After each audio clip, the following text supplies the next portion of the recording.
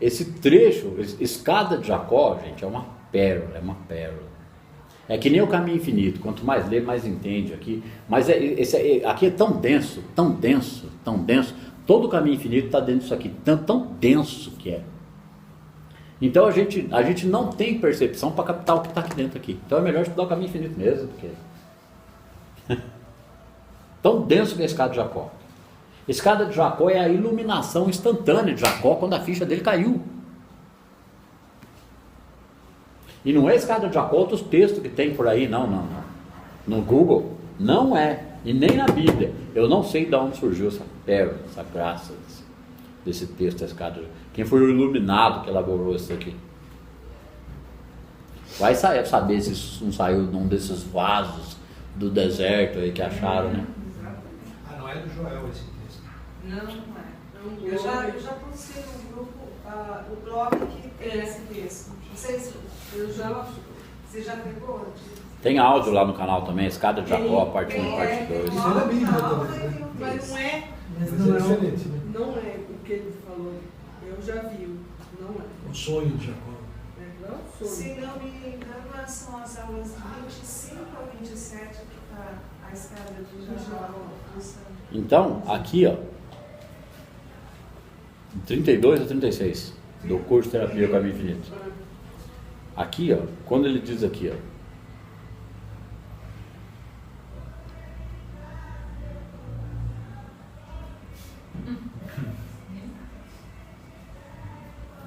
né? Essa lei de expressão foi tão perfeitamente revelada ao mestre que ele viu imediatamente que a lei da expressão divina, quando ele percebeu que tudo que estava diante do olho dele era Deus manifesto, o Espírito tornado carne, portanto o próprio Deus vivo, essa lei de expressão foi tão perfeitamente revelada ao mestre que ele viu imediatamente, ele reconheceu imediatamente, 100% sentimento, que toda forma pode ser mudada ou transformada por meio da mudança da consciência em relação a ela. Por essa razão, a sua primeira, como ele percebeu que toda forma podia ser mudada por meio da consciência em relação à forma, ele teve a primeira tentação. Por essa razão, a sua primeira tentação foi mudar a forma das pedras em pão, para satisfazer a fome pessoal. Quando ele teve essa tentação, em seguida veio outro entendimento na hora para ele. Porém, com a revelação da lei de expressão, veio-lhe a compreensão de que expressar é fazer pressão sobre alguma coisa. Não é pressão do efeito Zenão, não. Não é pressão humana. Não é pressão de eu vou botar força aqui agora e a coisa vai acontecer. É pressão da consciência consciente da presença. Porque a consciência vai sofrer uma pressão do paradigma, da dualidade, da crença do bem e do mal, etc e tal.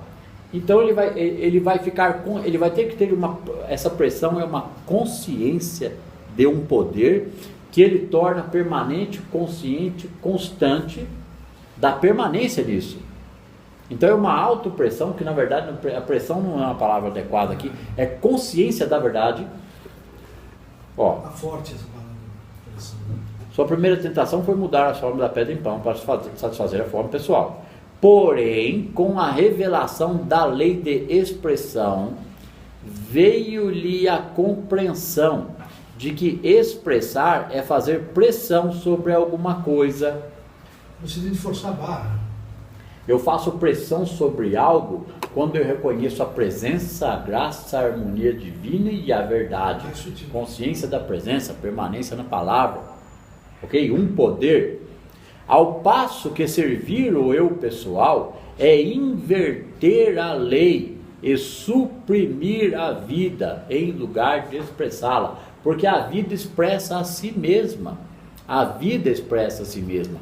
Deus expressa a si mesmo. Deus é capaz de cuidar de si mesmo, porque Ele é Deus expressando através de nós. Então essa expressar a vida, né? Eu sou vida, verdade e amor. Expressar a vida é consciência da presença. Então ele senta, ele ora e vigia, e ele senta e contempla, ele estuda sobre essas verdades, para que através da mudança da consciência as situações sejam transformadas para uma harmonia não só individual, mas coletiva. Ele reinterpreta, porque se ele estiver tentando reinterpretar só a harmonia individual, ele ainda vai ficar afetado pelo problema do coletivo ou do outro. Então como é que ele vai reinterpretar a presença e a harmonia individual se ele não estiver reinterpretando para o coletivo e para o outro? Então ele não está mais servindo o eu pessoal, ele está servindo a presença o tempo todo, porque está tentando manter comunhão consciente com a verdade.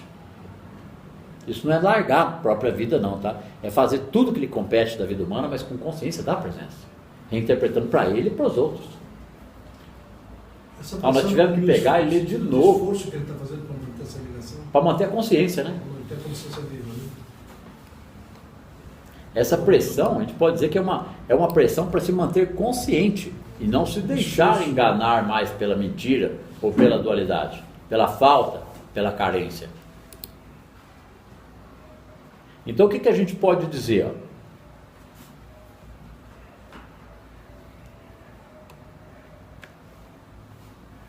Essa lei de expressão foi tão perfeitamente revelada ao mestre, e lá vem uma porretada, que ele viu imediatamente que toda forma pode ser mudada ou transformada por meio da mudança da consciência em relação a ela.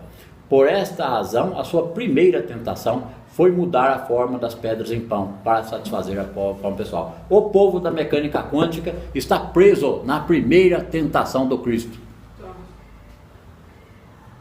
Tá? O inimigo pegou ele na primeira tentação do Cristo. Ele não fez pressão. Ele quer mudar a forma para satisfazer a fome pessoal. A pessoal. Enquanto ele não interpreta a sua sombra, nem a do outro, nem a do inconsciente coletivo, que é a crença humana geral na dualidade. Então ele quer mudar a forma para satisfazer a fome pessoal, porque ele está calçado no poder pessoal. Eu preciso, eu quero, porque não tenho, eu quero melhorar de vida. Porque se eu melhorar de vida, é Deus expressando a minha vida, é a coisa melhorando e etc e tal. É contramão da prática, da maratona da mecânica quântica, é contramão da prática da presença, contramão da vontade do todo. O ego dá uma volta e volta e entra pela porta dos fundos de novo. Se ele reconhecesse a fome, ele estaria reconhecendo o poder da fome sobre ele. Não é isso também? Não, ele estava com fome mesmo. Mas se ele tentasse mudar as pedras em pão, sim, ele estaria cedendo à tentação de um poder pessoal. Então, sim, o que é? Obrigado por arrematar a questão, senão a gente ia acabar fugindo daqui. Então, precisava do arremate, já tinha passado na minha mente, escapou, ele trouxe. Quando ele reconheceu que expressar é fazer alguma coisa, mas não satisfazer o eu pessoal, mas estar consciente de um poder que o serve, da vontade de Deus, ok? Quando ele saiu do deserto, ele encontrou uma criatura. Eu não sei qual é o alimento que a criatura tinha, se era pão, se era carne, mas ele foi fartamente servido por aquela pessoa, assim que ele caminhou para fora do deserto. Não fez uso de poder da mente.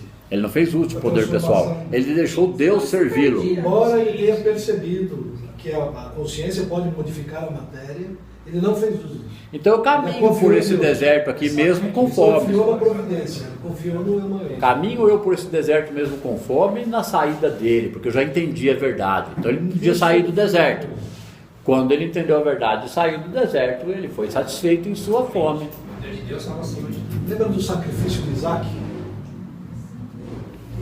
Não, de repente aparece um cordeirinho para você.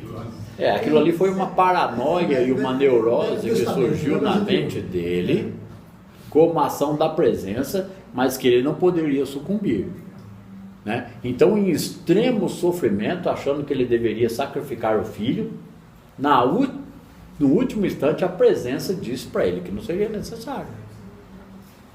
Foi providenciado um colherinho por ali. Porque naquele momento precisava do símbolo do sacrifício, porque ele não acreditava em outra coisa. Mas nem o cordeiro não precisava ser sacrificado. Quando tu diz que Isso é metafórico. a mecânica quântica se faz necessário para entender tudo isso, eu não compreendi bem isso. Quando usar a mecânica quântica para fins pessoais, Não, é isso? Eu digo para o estudo mesmo, para o estudo. Para entender. O fundamento esquelético que se fala. Vamos lá, reformula a sua pergunta. O uso da mecânica quântica para o entendimento disso que a gente está estudando. Para que serve? Como que usa? Certo. Para que serve? Porque nem a Sueli falou, o Joel diz que metafísica ou mecânica quântica é fundamento esquelético da verdade. Fundamento da existência do espírito invisível e do tornado manifesto.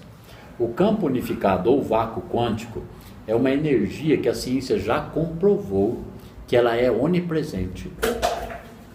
Certo? O que é onipresente? Se a gente imaginar abstratamente que a gente sumiu com tudo no universo. Sumiu, não tem mais nada, vamos criar uma imagem em nossa mente.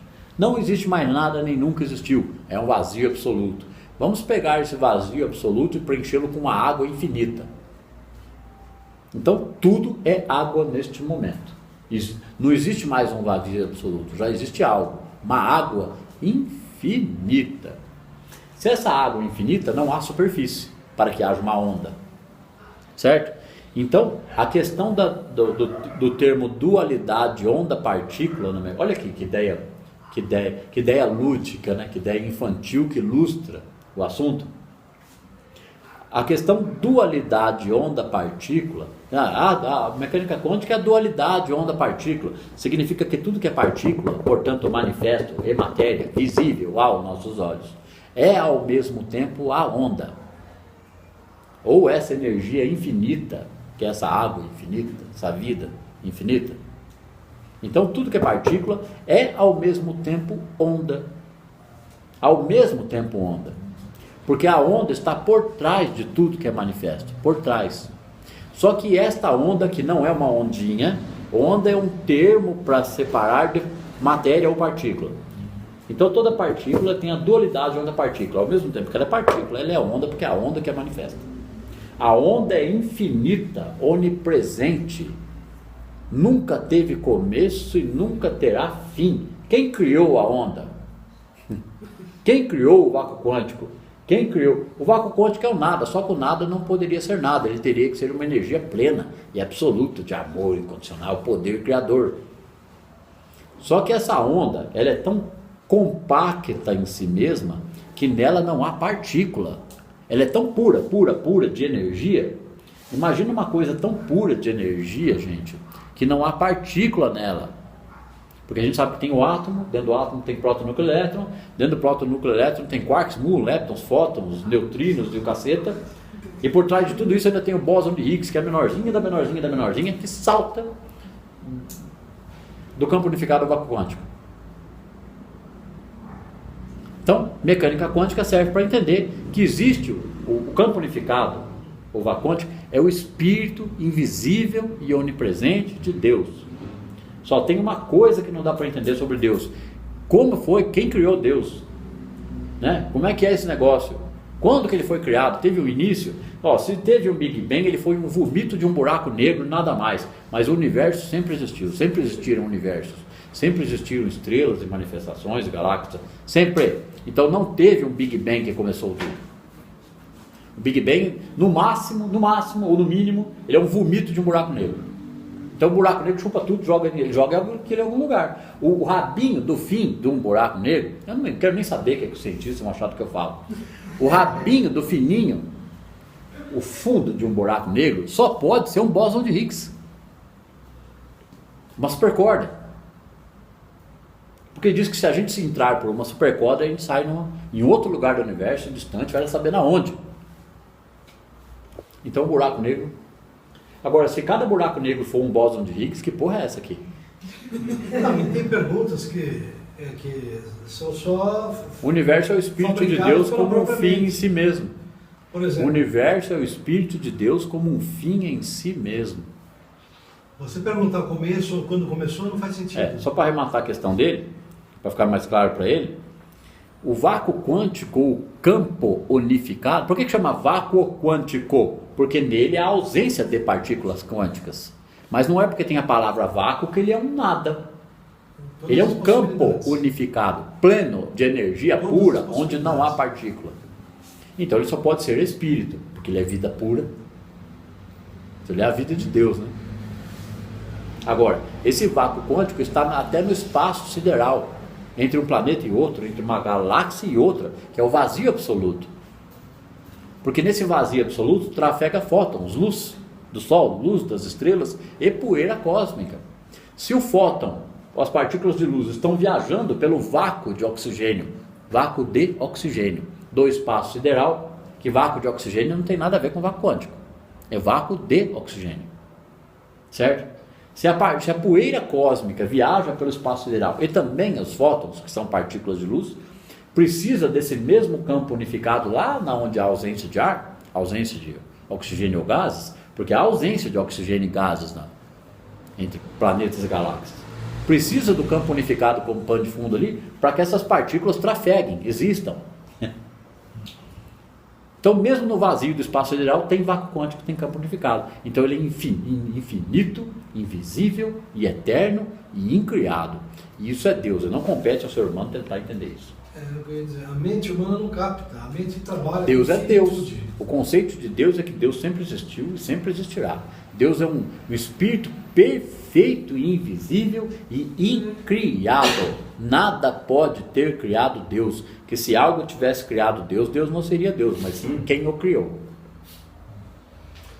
Então Deus, para ser perfeição e espírito infinito e eterno, sem fim, não há tempo em Deus, é atemporal. Ele tem que ser espírito, ele tem que ser invisível, ele tem que ser eterno e perfeito. E ele que manifesta a forma. Porque, gente, as galáxias são infindáveis. Galáxias, galáxias, galáxias. E não tem um lugar em que as galáxias chegam e aí existe um preto absoluto e infinito. Não. É infinito de galáxias.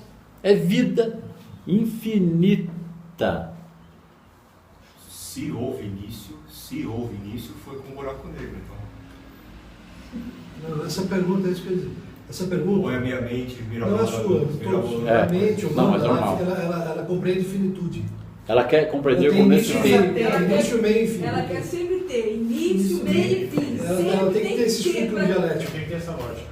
Conceber Deus é conceber que Deus não teve então, princípio, meio ou fim. A pergunta é: se Deus criou tudo, todos concordam, sim, Deus criou tudo. Então quem criou Deus?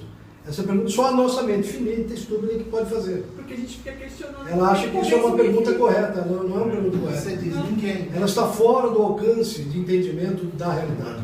Mas deixa eu reformular então. Quando é que surgiu a dualidade? Aí. Quando o universo material foi criado, pode-se dizer. Porque aí nasceu o tempo. Se nasceu o tempo, nasceu A dualidade surge quando o indivíduo tem conceitos de bem e de mal. A dualidade surge quando o raciocínio do indivíduo, não importa qual é o nível de consciência que ele está, tenta interpretar as coisas como duais, bem e mal. Então, a dualidade surge quando há uma interpretação dual da coisa. Porque só existe unidade, só existe uma coisa só: o Espírito de Deus infinito, perfeito e eterno. Então, estar consciente, começar a ficar consciente dessa presença, é anular a dualidade em nossa mente. Ela vai persistir por um bom tempo, e ela é a pedra de amolar da prática, porque eu vou reinterpretar a dualidade para a unidade do Espírito perfeito. Isso liberta o indivíduo da roda kármica. Isso liberta ele. A gente usou outra palavra relacionada a karma hoje. O que foi mesmo? Matrix kármica. Então, a liberdade humana está na unidade da presença, e não na matrix kármica dual. Então, a liberdade humana está na unidade da presença, e não na matrix kármica dual. Vida eterna. Ele se torna consciente de si eternamente. Ele nunca mais vai ficar inconsciente. Certo? Ele se torna um ser de luz, iluminado. Agora, isso pode parecer ficção e o maior absurdo para a mente humana. Mas o praticante da presença, ele tem esse alvo, esse objetivo, em algum grau na sua vida. Porque se ele atingir uma boa compreensão da prática, ele sai dessa vida liberto para essa consciência na passagem. E se aquilo não for o suficiente, ele vai experienciar algo muito melhor do lado de lá para retornar voluntariamente neste caso, para a continuidade dessa expansão de consciência. Ok? Aí ele volta voluntariamente, acorda aqui e fala: que porra é essa? Mas ele passa pelo vácuo do esquecimento? Passa. Pelo véu do esquecimento, né? Será que algum de nós já passou por isso também? Esqueceu quem a gente já era? Toda vez que a gente reencarna, a gente passa pelo véu do esquecimento.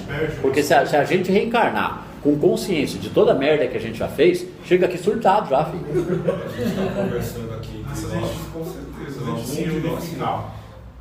Aí a gente vai passar para outra parte. A gente volta para cá com voluntário e esquece tudo também. É uma opção consciente daquele que vai reencarnar. Mas- Certo? Eu entendi a pergunta dele. Se a pessoa atingiu um certo grau de iluminação e ela vai voltar voluntariamente em missão na Terra, se ela passa pelo véu do esquecimento, isso é automático. Ela volta e tem o véu do esquecimento, porque o véu do esquecimento vai permitir o mergulho na carne e dualidade, e aquilo só vai expandir a consciência de alguém que já é desperto.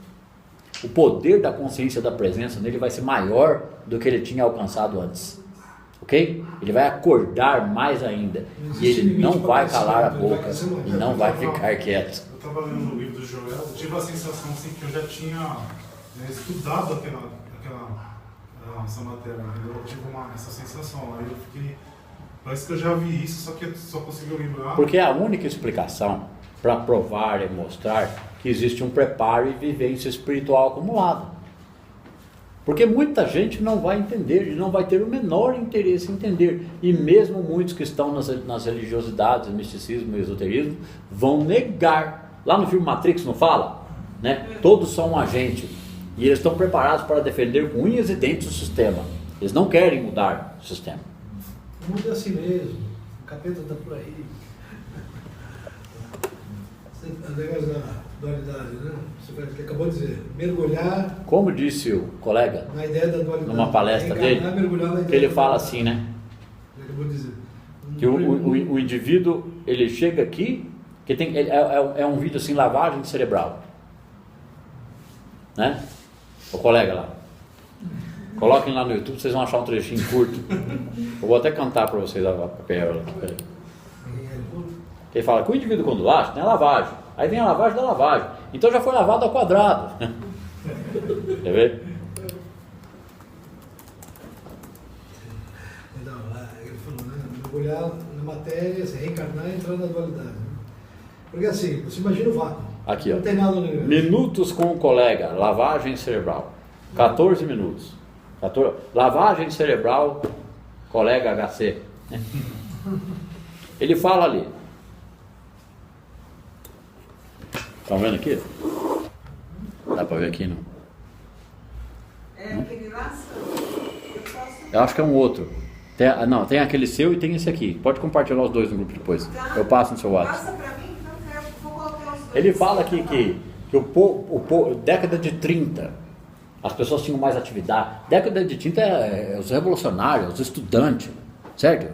Que merda é essa? É, mais ou menos Getúlio Vargas, né? Certo? O povo se mexia, se coçava, a mente era mais desperta, não havia medo. Não, tem bagunçado aqui, nós vamos arrumar isso aqui. Aí depois, a lavagem foi sendo, que a lavagem é o quê? É o materialismo, é o conforto, é a zona de conforto. São as pessoas se conformando com a mediocridade da vida. Então ele diz que tem a lavagem não é exatamente uma lavagem cerebral. É o conformismo da vida humana atuando como hipnose, ou crença universal. As mensagens subliminares, gente. A vida é assim mesmo. No áudio, o Joel também fala, né? Você tem que tentar eliminar notícias ruins. Ele fala, Reinterpretá-las, né?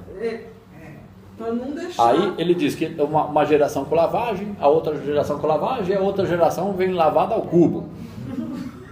Aí o indivíduozinho nasce, celularzinho, ele acha que a vida sempre foi daquele jeito ali. Ele acha que o seu dia foi sempre assim. Né? Aí ele diz que de vez em quando vem um essa que é a parte boa, que ele acorda e fala, aí com 3, 4 anos ele começa a falar, não é nada disso. Não é nada disso que vocês estão falando aí. Vocês não provam o que vocês estão falando e não é assim. E ele começa a se revoltar e ficar indignado. Então ele vira uma ovelha negra. Ele pode se transviar, certo? Ele pode fazer merda e entrar numa juventude transviada e revoltada e morrer prematuramente. Pode parar nas drogas. Ele pode desenvolver uma esquizofrenia, né? Mas ele tem algum grau de rebeldia ali. Ele não está aceitando o sistema. Mas aquele que vai suportar essa pressão, ninguém lava ele. Ele cresce com aquela farpa na mente. Que nem não fala lá no Matrix, o Neo fala pro Neo lá, você tem uma farpa na mente que te incomoda, né? Tal, que é a Matrix. Isso aí com uma farpa na sua mente, etc. Tal, te incomoda. Enquanto você não encontrar resposta, você não sossega. Então ninguém lava ele, fala, isso aqui está errado, não pode ser desse jeito, não pode ser desse jeito, tem que ter uma solução, uma saída. O expressar-se na escala de Jacó seria o suportar, que você acabou de falar. Ele vai ter que descobrir o suportar, né? O Krishnamurti fala assim, que não é um bom sinal quando você vê um indivíduo muito bem adaptado à sociedade. Né? Que não é um bom sinal. Que não há indignação nele, sangue, brilho. Agora, o praticante ele faz o quê? Ele vai se opor ao mal? Não. Ele vai ficar consciente da prática, portanto atuar em sua vida em algum grau no seu meio mais próximo, mas vai estar atuando no coletivo. Essa obra do Caminho Infinito, gente, está veiculando aí desde que o Joel partiu os livros dele, e pelo mundo tem um pouco mais de expressão que no Brasil. No Brasil é nada, zero. Certo? Zero. Mas mesmo no mundo, só que o Brasil é muito mais esotérico e místico que o resto do mundo, muito mais, é o país mais fervoroso e predisposto a Deus do planeta, é o Brasil. É mais fértil para crescer. Então, mesmo que haja grupos de estudo e praticantes da presença em outros lugares do mundo, é nada, é pouca gente, é muito pouco ainda. Porque nos outros países do mundo, quando você fala de espiritualidade, dessas coisas, o povo está cagando para essas coisas aí. Entendeu? Porque a coisa lá é mais fácil. Exatamente. Então só quem é muito predisposto para buscar o conhecimento refinado desse. Se você come 5 vezes por dia, toma banho, água quentinha, numa banheira, tem piscina, tem carro de luxo, para quê? Então aqui é uma obrigação do povo da mecânica quântica entender esse negócio. Não existe indignação. Então a mecânica quântica serve para quê? Para a gente entender o tal do invisível e o tal do manifesto. Então tá. Então a mecânica quântica está falando de iluminação, de comunhão, unificação com o todo. Tem que fazer a vontade do todo. Né? E fazer a vontade do todo não virar um altruísta que anula a si mesmo para servir ao outro. Isso aí é bem humano, isso é bondade humana, é pouco, é nada. O bem da prática é cuidar da sua própria vida, se tornando um praticante, consciente da presença e orando pelo coletivo, pelo outro. Não é orando, rezar, não. É consciente de um poder, desenvolver essa compreensão, essa consciência, meditação contemplativa. Aquela parte da feliz é que eles têm sido de justiça porque eles serão a coisa dos céus. Então, como todo, ou Deus é o Espírito que manifesta a forma, quem vai se unificando vai tornando um com ele e se torna Deus em ação. Não Deus como um ego, como um poder pessoal. Deus manifesta o universo infinito. Aí ele manifesta um planeta Terra, essa coisa maravilhosa, que é esse paraíso, esse pedaço do céu. E aí manifesta essas criaturas inconscientes dele aqui. O único papel e objetivo da vida humana na Terra é manifestar Deus em sua consciência. Né? Como diz Joel na carta de Joel ao seu filho Sami, é realizar a onipresença de Deus em sua consciência. E para realizar a onipresença de Deus, ele tem que anular o poder pessoal.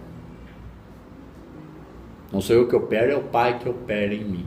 Então ele não julga. O ego vai julgar, criticar e condenar, não ele. Ele está consciente de que aquilo é a mente, é o ego. Aquilo vai desvinculando do emocional dele, porque ele reinterpreta com a palavra e aquilo vai se sobrepondo, até que aqueles pensamentos viram um fantasma na mente dele, sem poder nenhum. Porque como é que a gente vai lidar com um pensamento desarmônico ou dual? Aquilo tem que virar um nada na mente. Vai continuar ali, mas só serve para eu ficar atento, Senhor, presença. Não mais nada. Aí eu estou com a presença.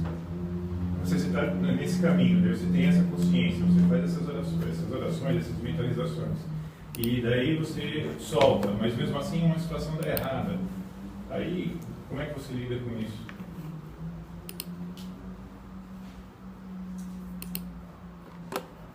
bem que é uma evolução, quer dizer, isso tende a diminuir, né? Mas... Não, a reinterpretação tende a melhorar.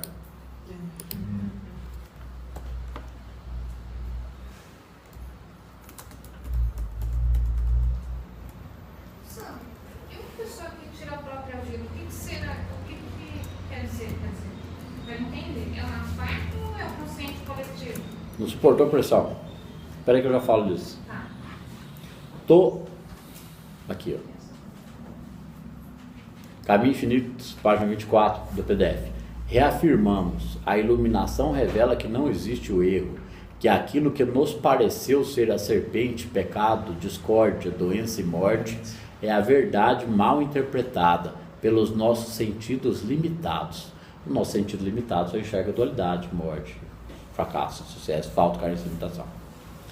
E, assim, a discórdia ou a dualidade não é para ser odiada, temida ou lamentada, e sim reinterpretada, até que a natureza verdadeira da corda, a realidade, possa ser discernida pelos sentidos espirituais. A prática da presença está despertando em nós o sentido espiritual da vida. A cobra, doença ou discórdia, que é aquele trecho de pisar na corda molhada, tem aqui. A cobra, doença ou discórdia, é apenas um estado mental que não corresponde à realidade exterior. Porque a realidade exterior e interior é o Espírito onipresente de Deus, perfeição. Devemos compreender que nenhuma ilusão pode assumir forma exterior. A iluminação espiritual pode ser alcançada por aqueles que constantemente vivenciam a consciência da presença da perfeição. Não há outro caminho para alcançar a iluminação espiritual. Por isso que o caminho infinito é um guia para a iluminação espiritual. A iluminação espiritual pode ser alcançada por aqueles que constantemente vivenciam a consciência da presença da perfeição e continuamente traduzem as aparências para a realidade. Todos os dias e noites nos defrontamos com aparências desarmoniosas, e estas devem ser imediatamente traduzidas pela nossa compreensão da nova língua, a linguagem do Espírito.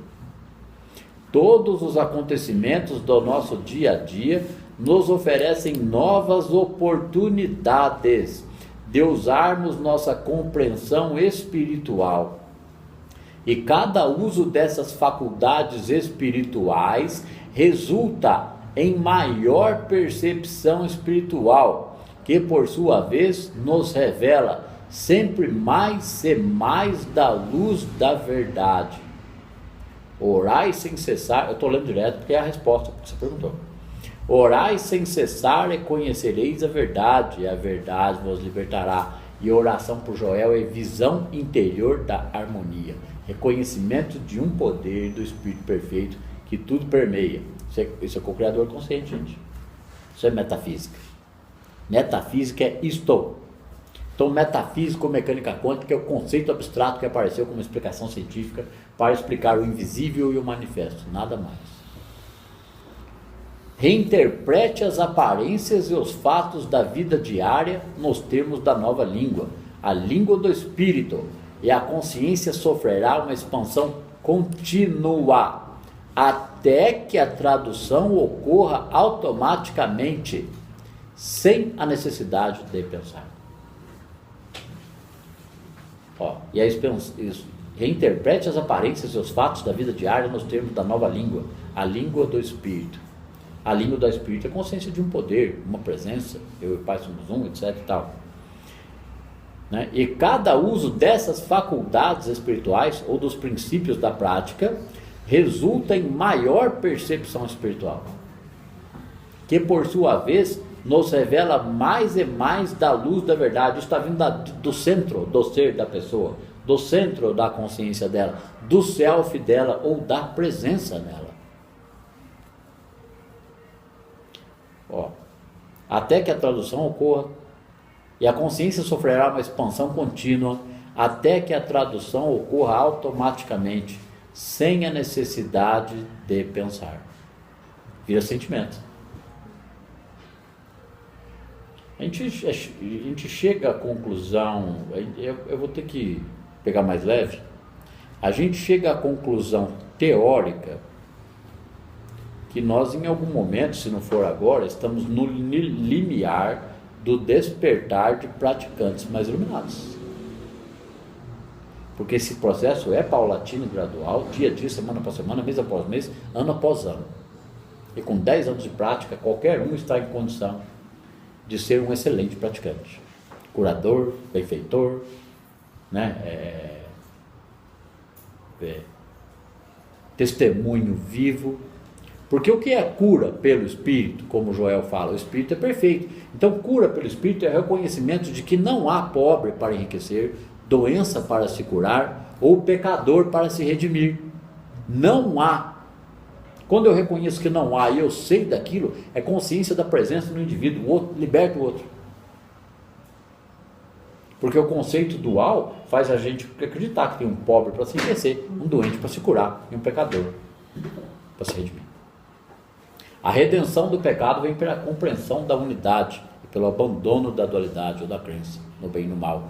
Puxa vida, eu era ignorante, não sabia. Eu não sabia, que nem o Joel fala no áudio, que eu escutei esses dias, eu não sei se é o Comece o Fluxo para Deus, parte 1 ou parte 2, eu acho que é um desses, que ele diz que, eu não sei se é esse, Comece o Fluxo para Deus, parte 1 ou parte 2, ou é o Instruções para Estudantes Avançados, que apareceu recentemente no canal do Caminho Infinito Português, que ele diz que há um reconhecimento de que eu desconhecia a verdade. Ele diz que somos todos sofredores dentro da inocência de nossa consciência. A gente sofre por nossas culpas e ignorâncias, por desconhecimento.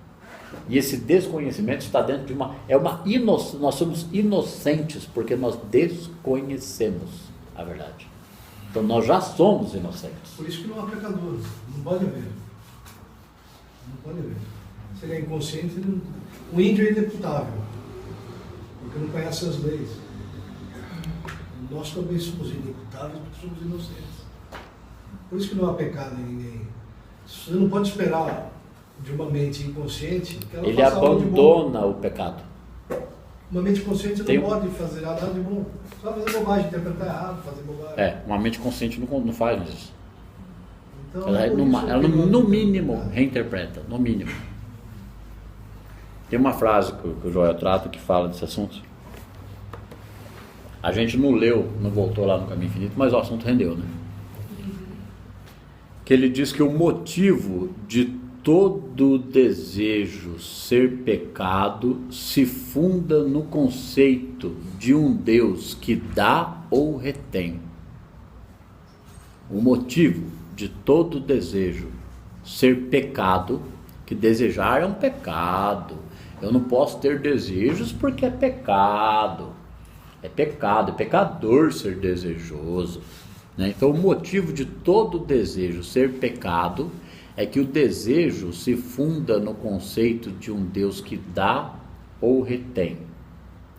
Como o ser humano quer que se dane o pecado porque ele quer desejar, ele joga isso para debaixo do tapete e ele ainda manifesta os seus desejos pedindo a Deus. Já está disponível. Deus nunca negou nada. Então ele torna o pedido a Deus o cerne do seu problema e o cerne do seu pecado. Ele acredita que Deus pode dar e se não deu, ou né? Como é que é? O motivo de todo desejo de ser pecado se funda no conceito de um Deus que pode dar ou reter. Ele acredita que as bênçãos estão retidas em Deus, que Deus não está dando e ele não sabe por quê. Porque ele comeu o pedaço de bolo que a mãe disse que não era para certo? comer na geladeira, que era para o irmãozinho. Então Deus pode dar ou reter a bênção ou a graça? Não, é do agrado do Pai dar-vos o Rei Maria. A graça é dada, a graça é a onipresença, a graça é o Espírito perfeito, invisível que está dentro de Deus, que é a manifestação da nossa própria essência, do nosso próprio existir, nosso corpo enquanto carne e existência humana. Então não tem um Deus que dá ou retém. Não tem. Deus é a expressão da consciência humana, permeada, preenchida e vivendo na verdade. É testemunho vivo da ação da presença através de uma mente preenchida pela verdade. Agora, como que o indivíduo aprimora isso? Ele vai vigiar o inimigo, que é o ego, que são as dúvidas, os medos e as ansiedades. Na medida do possível e de sua compreensão, ele vai deixar de tentar solucionar os seus problemas por si mesmo. Isso não significa encostar no barranco para esperar morrer. Ele vai viver a vida humana de compromissos sociais, profissionais, familiares, normal, afetivos, normal, mas ele não vai sofrer mais pela produção de benesses. Ele vai, se o Senhor não edificar a casa, em vão trabalham seus construtores. Ele vai tentar e desenvolver a consciência da presença, desenvolver a compreensão do permanecer na palavra da verdade, vigiar e orar. Ok? Vai desenvolver a meditação contemplativa, que é o contato íntimo e imediato com a presença, sinta ela ou não, não importa. Porque no momento da meditação contemplativa, ele contempla a palavra e a verdade e esquece completamente os problemas da vida humana. No orar e vigiar, ele vai levantar o Cristo em tudo, em todas as situações, a todo instante. Ele desperta para a verdade e a coloca em atividade através da sua consciência, sem uso de poder pessoal. Reconheço a verdade porque ela é verdade dentro de mim. Então fico consciente desta verdade, independente de qualquer circunstância. Ficar consciente da verdade, ele precisa vigiar as questões duais ou de manifestação de problemática humana, para ele ficar consciente da presença. Ele desenvolve essa compreensão, essa consciência e essa prática. Aquilo vai transformando, o indivíduo renasce pelo Espírito. Uma frase que eu disse um tempo e depois eu vi isso num áudio do Joel. Eu tinha pensado ela antes numa meditação e depois eu vi que aquilo é um conhecimento da presença e não um conhecimento individual do santo. Porque o Joel falou num áudio outro dia, faz um tempo já ouvi, que a meditação é o útero do renascimento pelo Espírito. Útero. Eu preciso entrar no escuro e no silêncio da contemplação. Porque se eu entrar no escuro e no silêncio da dualidade, a minha mente vai... Que é o que acontece quando morre, tá?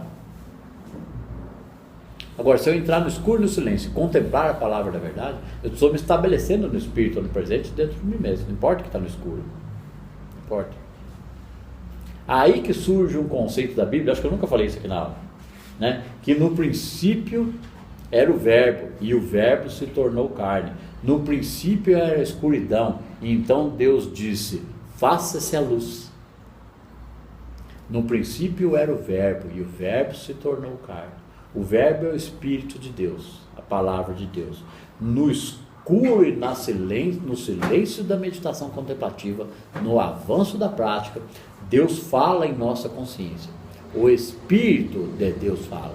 Não é a pessoa, não o Espírito essa é a primeira desencarnado. frase do primeiro capítulo desse livro. Primeira frase. É? Podia fechar o letra. Eu acho que é uma piada do Joel. Eu enxerguei isso aqui e eu ri sozinho. O Joel fez uma piada. Certo? Então, no princípio era o verbo se tornou carne. No princípio era a escuridão. E Deus disse, faça-se a luz. Então, o mergulho na escuridão da meditação, enquanto o indivíduo contempla a palavra e a presença, e ele vai aprendendo a permanecer em um poder, e os insights e percepções da presença vão surgindo, primeiro na vida externa, depois como algumas percepções dentro da meditação, ele percorre o caminho. O iluminado caminha sem medo, pela graça, já há luz em sua consciência, embora ele não enxergue a luz espiritual. Mas o encontro com Deus é a revelação da luz espiritual nítida, mas infinitamente mais forte que a luz do sol dentro da consciência. Ele entra numa luz consciente, vê esta luz. É ali que do escuro surge a luz. Então Deus, da escuridão, Deus disse, faça-se a luz. Porque não pode ter uma escuridão e um dia Deus criou. Deus é criado na consciência humana, ou desperta na consciência humana, ou a consciência humana desperta para a presença de Deus no útero da meditação. E não importa se ele não alcançou essa luz, que foi isso que o Joel alcançou ali depois de 17 anos de prática, quando ele escreveu o Caminho Infinito. Que na noite de lua de mel, né, na noite de lua de mel com a segunda esposa, Joel, venha para a cama, meu querido. Né? Lua de mel, gente. Não posso, querido, está vindo alguma coisa e é importante. A esposa, tudo bem, foi para a cama de boa, porque ela viu que o negócio era sério. Aquele dia foi a primeira grande, fantástica e enorme, porque o Joel já era calejado da prática, 17 anos. Ali ele teve um encontro com Deus tão intenso dentro de sua consciência, por horas, que quando ele voltou daquela meditação, ele estava em prantos, inconsolavelmente feliz, não conseguia parar o pranto. A esposa perguntou o que estava acontecendo, ele explicou que não tinha como parar aquele pranto tinha que fluir, aquela felicidade da consciência, da presença de Deus em sua consciência. Em seguida desse evento, ele escreveu o Caminho Infinito. Capítulo 1, assumindo a imortalidade. Primeira frase: no princípio era o Verbo, e o Verbo era com Deus, e o Verbo era Deus, e o Verbo se fez carne. Aí ele põe entre aspas: o Verbo se fez carne, mas ainda é o Verbo. Mas ainda é o Verbo. Então tudo que sai da nossa boca é o Verbo tornado carne, de forma inconsciente, falando merda. Então por isso que quanto mais consciente da prática a gente fica, menos merda a gente fala, mais harmonia a gente manifesta, mais compreensão sobre o ser humano a gente tem. E essa compreensão se revela e se desdobra de dentro do centro do nosso ser, como graça e harmonia da presença divina.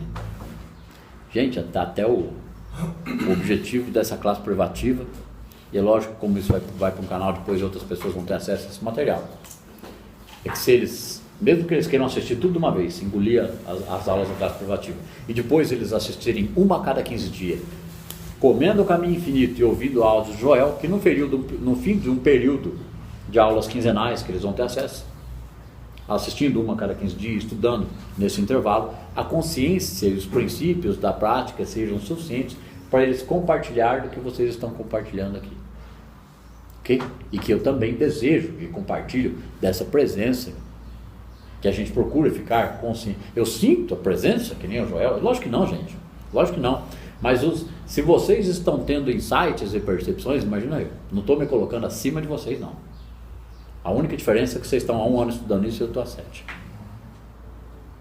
Né? E os 7 anos eu vou menosprezar a minha sabedoria e o meu conhecimento. Bem capenga. Tá? Bem capenga, porque demorou 3 anos para me entender meditação contemplativa. Então eu jogo os primeiros 3 anos de prática no café com leite. Se minha consciência tivesse... Dou mais um de lambuja para menos, fazer uma conta para menos, para ser mais... Quem é honesto, quem procura ser honesto, justo e corajoso, ele faz a conta para menos. Ele aceita perder. Eu perco porque perder eu ganho. Então faz 3 anos só que eu estou entendendo, Joel. Se a minha consciência fosse realmente mais desenvolvida, bastaria eu ler isso aqui, essa primeira frase, da iluminação. Estaria tudo entendido. Mas ainda é o Verbo. Ele se fez carne, mas ainda é o Verbo. O que é que eu sou? Então o que preciso eu duvidar ou temer? É só eu isso. preciso outro. Reconheça Deus em todos os teus caminhos. Fecha isso. E Ele endireitará as tuas veredas. Vai ajudar os outros. Vai se ajudar. Todos os caminhos significa cada instante, cada segundo dia. Isso é horário vigiar, não é juntar o terço, não. Exato, não, fanático. Fazer viagens de peregrinação e passar um ônibus por cima da turma. Cadê Deus ali? Né? Uma dúzia de romeiros foi atropelado na rodovia porque estavam indo em peregrinação para tal lugar. Todo ano tem esses acidentes de caminhão que virou, morreu todo mundo. Todo ano. Não, foi a vontade de Deus. Que coisa, né? Gente, eu acho que está bom por hoje. Prática da presença consciente. É prática para nós, para o outro. É a interpretação constante da realidade para a nova língua, a língua do Espírito. A língua do Espírito é a consciência da presença, em poder, em nossa consciência. Aqui são só palavras, mas isso se avoluma com a compreensão de Joel. O que nós já falamos, lemos e explicamos aqui, não tem em tudo que está no meu canal no YouTube. Não tem. Que eu ia falar, para arrematar, né? O objetivo aqui até o fim dessa classe privativa, que eu não sei se vai ter 30 e poucos, 40 e poucas aulas, é que vocês tenham suficientemente compreensão e conhecimento de princípios da prática, que eles sejam âncora, que eles sejam base, né, ancoramento espiritual interior para prosseguimento do desenvolvimento disto. Porque o indivíduo não consegue mais ficar sem os autos, sem os livros. Uma paciente minha falou essa semana, fez 3 sessões, né? E ela estava falando lá que ela estava lá, não tinha muito tempo e tal, não sei o que ela tinha boa parte do tempo, ela trabalha bastante, mas uma parte do tempo de estudo dela era tomado por um curso de filosofia EAD que ela faz. Aí eu respeitosamente perguntei, você tem algum objetivo profissional ou algum desejo pessoal de se formar em filosofia? Não, não tem. É só para desenvolvimento da compreensão da vida mesmo, entender melhor isso aqui, resolver minhas frustrações. Eu falei, então jogue a filosofia no lixo. E não perca mais tempo com isso. Estude Joel. Sabe o que você faz? Assiste o canal da Lucilena Galvão. Assiste lá o Poder da Vontade, Como Superar os Limites Internos, Por que não realizamos nossos sonhos, mas assiste uma meia dúzia de vezes cada uma dessas, que foi o que eu fiz, né? E a imaginação também é onde ela fala dos canários. É o poder da imaginação. Pode assistir o Kai Bailon lá, tem outras séries no canal dela ali, fantásticas, sensacionais. Eu acho que é a maior filósofa do Brasil, né? Nós temos uma Aristótela e uma Platona aqui no Brasil, fantástica, fenomenal, maravilhosa. Eu até brinquei já, acho que nas aulas eu não brinquei, né? Se ela não tivesse uma aliancinha na mão, sou tão seduzido pelo intelecto dela que eu ia dar um jeito de... Brincadeiras à parte, gente. Você sabe que eu prestei um concurso em Brasília, ia para Brasília, mas não me chamaram. Tá lá. Passei. E a minha vontade era fazer o curso mais do que o curso que eu ia fazer. Né? Então, eu falei para ela, dá uma estudada no canal da Lucilena Galvão, para você entender filosofia, princípios filosóficos, ideias filosóficas, e vá comparando aquilo com Joel. Você vai falar, mas aquilo só serve para entender isso. A filosofia, ela trisca o campo da alma. A filosofia é para entender os princípios da prática. A filosofia, todos os filósofos, com sua inteligência absurda, triscaram a intuição de algo maior. A liberdade humana está na unidade da presença, e não na matriz kármica do alma. Então, filosofia, ciência e religião têm que falar a mesma língua. Filosofia, ciência e religião. Isso vai ser falado na aula 3 da Ecumenismo, Data Limite. Aí eu falei, não perca, assiste lá, bebe lá na fonte jorrosa da Lucilena Galvão, esquece esse curso de filosofia aí, come os livros de Joel. E vamos, porque eu vejo o que acontece com paciente de 10, 15, 20, 30 sessões. Os que estudam, né? Tem uns que precisam de um acolhimento emocional, tem alguma melhora, alguma compreensão, e aquilo é o suficiente para ele. E está tudo bem também.